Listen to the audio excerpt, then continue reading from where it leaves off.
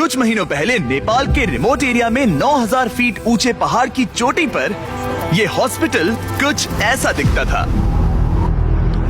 इतनी दूर रहने की वजह से इस कम्युनिटी में बिजली नहीं है, मतलब स्थानीय डॉक्टर्स अच्छे मेडिकल इक्विपमेंट तक नहीं पहुंच पाते और अक्सर उन्हें सिर्फ टॉर्च और बहुत ही बेसिक टूल्स का इस्तेमाल करके अंधेरे में सर्जरीज और कॉम्प्लेक्स मेडिकल प्रोसीजर्स परफॉर्म करनी पड़ती हैं। बेहतर देखभाल की जरूरत पड़ने पर एक बेहतर मेडिकल फैसिलिटी तक पहुंचने में घंटों लग सकते हैं। इन प्रॉब्लम्स की वजह से कई मौत और मिसकैरेजेस भी हुए हैं।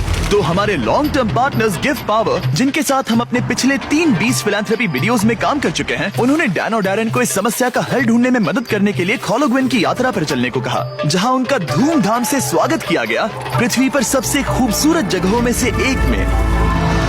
पहली सुबह डैरेन की मुलाकात संजय नाम के एक स्थानीय गिफ्ट पावर इंजीनियर से हुई, जिसने उसे नीरा के बारे में एक दुखद कहानी सुनाई। उस गांव की एक महिला जिसने ठंड के मौसम में मेडिकल फैसिलिटीज और इक्विपमेंट की कमी के कारण अपने बच्चे को खो दिया था। उसे सबसे करीब के बर्थिंग सेंटर तक बारिश में चल के जाना पड़ता था और क्योंकि बर्थिंग सेंटर दूर था, इसलिए वो सेंटर तक नहीं पहुंच सकी और उसे बच्चे को खोना पड़ा। और सरकारी फंडिंग की कमी के कारण इस अस्पताल को कम से कम 2030 तक बिजली नहीं मिलेगी।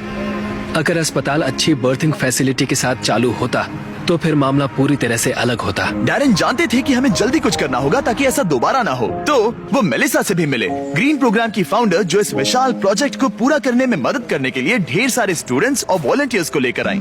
जब मैं छोटी थी, मैं मलेशिया में अपने परिवार से मिलने गई। वहाँ मैंने पहली बार समंदर देखा और समंदर तट से जुड़ी चट्टानों को देखा और तब मुझे पहली बार यह एहसास हुआ कि अगर हमें लोगों को प्रकृति की खूबसूरती दिखाने का मौका मिले तो ऐसा करके हम उनके अंदर ऐसा भाव जगा सकते हैं कि जिनसे वो भी प्रकृति की रक्षा करना चाहे। तो हमने अनिवार्य रूप से दुनिया भर से ऐसे छात्रों को लिया है जो सच में अच्छा प्रभाव डालने की परवाह करते हैं और आने वाली पीढ़ियों का परिचय दुनिया की खूबसूरती के साथ कराने में सक्षम होना ऐसा तरीका है जो वाकई में दुनिया को बेहतर जगह बना सकता है। संजय और मेलिसा से मिलने के बाद डैरेन काम करने के लिए और भी ज्यादा इंस्पायर्ड हो गए थे। हम सोलर पैनल्स और बैटरीज लगा रहे थे ताकि अस्पताल को बिजली मिल सके। साथ ही इस कम्युनिटी की सेवा के लिए हम उन्हें इक्विपमेंट्स दे रहे थे, जिससे एक सेफ और मॉडर्न बर्थिंग सेंटर बन पाए।